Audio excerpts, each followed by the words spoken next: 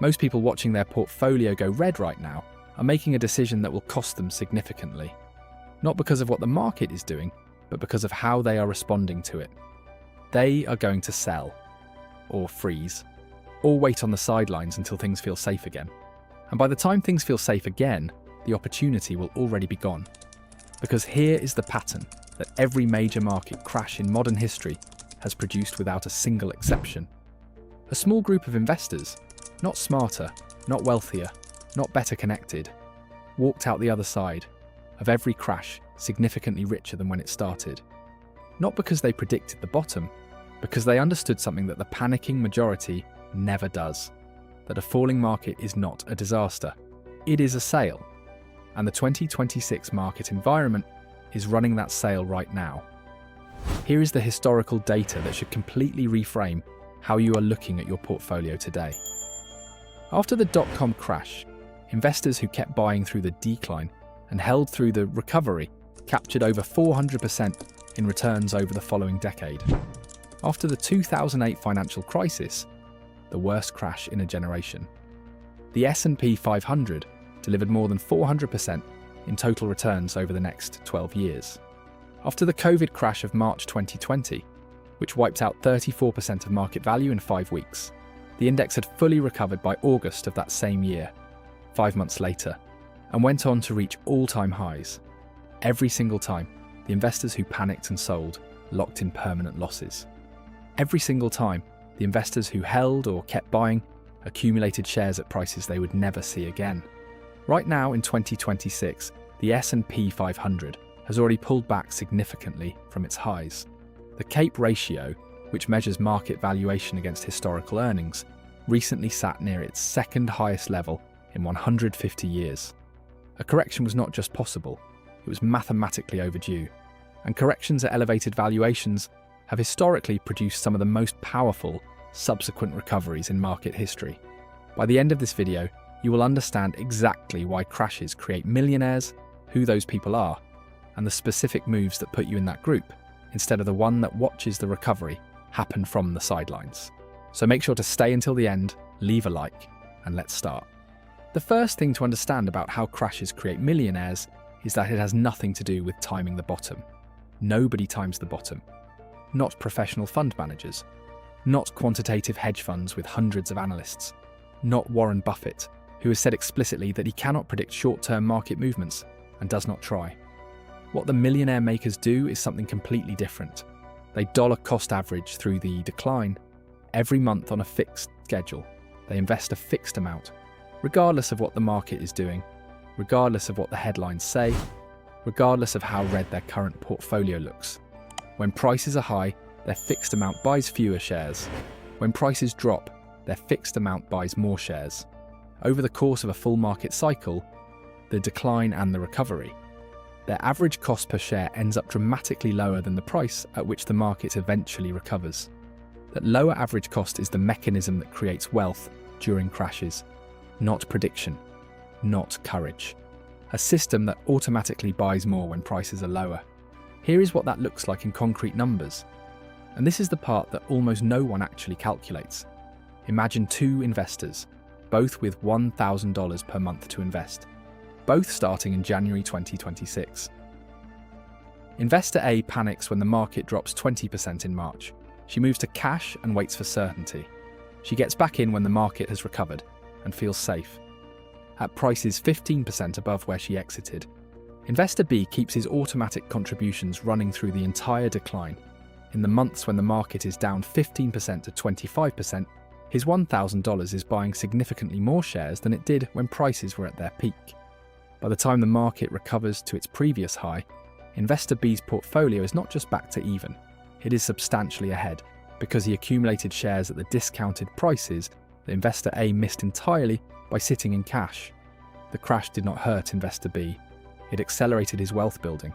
And that dynamic, buying more shares at lower prices during the decline, is the precise mechanism by which every major crash in market history has transferred wealth from the impatient to the patient.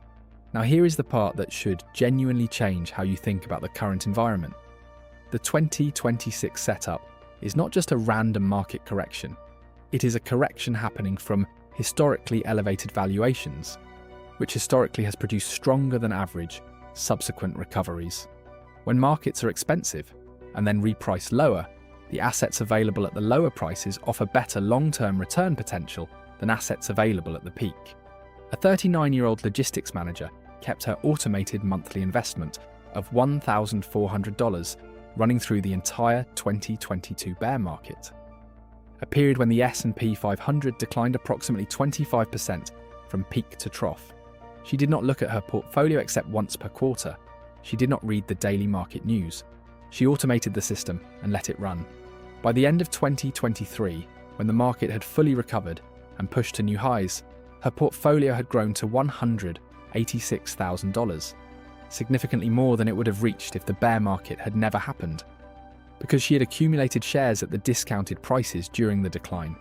The crash was not something that happened to her, it was something that happened for her, because she had a system designed to benefit from exactly that kind of environment. The biggest mistake the average investor makes during a crash is treating temporary price declines as permanent losses. They are not the same thing. A permanent loss happens when you sell. Before you sell, the decline exists only on paper. And paper losses reverse when the market recovers, as it has after every single crash in the last 100 years. The S&P 500 has recovered from every decline in its history. Everyone, the dot-com crash, the 2008 financial crisis, the COVID collapse. Every time, without exception, the markets eventually reached new highs. The investors who experienced permanent losses were not the ones who held through the declines. They were the ones who converted paper losses into real losses by selling at the bottom and missing the recovery. Right now in 2026, the investors who are going to look back at this period as the moment their financial trajectory permanently changed are not the ones managing their portfolio most actively. They are the ones who set up an automatic system months ago and are now watching it buy shares at prices that will look extraordinary in 5 years. Here is the bigger picture that this moment sits inside. Wealth creation in markets has never been evenly distributed across time. The majority of long-term returns are concentrated in specific periods. The recoveries that follow the crashes. The investors who are fully invested during those recovery periods capture the returns. The investors who went to cash during the crash miss them. That pattern has never changed. Not in the 1970s stagflation, not in the dot-com crash, not in 2008, not in 2020. The market rewards the investors who stay. It penalizes the ones who flee. And right now, with prices lower than they were at the peak, and with the historical pattern of recovery sitting clearly in the data, the investors who understand this are doing one thing. They are buying, quietly, consistently, without announcing it on social media or waiting for the all-clear signal that never comes before the opportunity closes. The first move you can make right now, tonight before you do anything else, is to check whether your automatic investment contributions are still running.